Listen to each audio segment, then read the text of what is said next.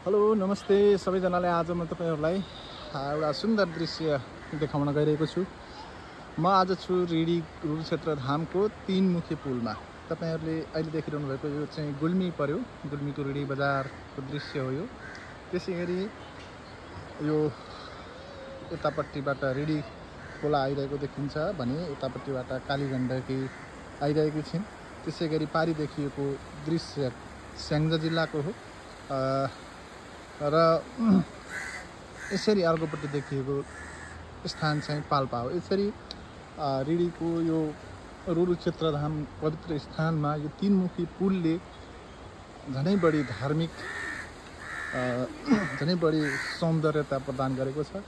धर्मको हिसाबले सांस्कृतिक रूपले पनि पुरातन रुद्रक्षेत्र धाममा आउने पर्यटकहरूको लागि 3 मुखी पुल अझै एउटा मुख्य आकर्षण केन्द्र बनेको छ। यहाँनिर घुम्न आउने र यहाँको मनोरम वातावरण, त्यसैगरी यो स्थानदेखि माथि बादलले पनि निकै राम्रो बुट्टा भरेको देख्न सक्नुहुन्छ तपाईले।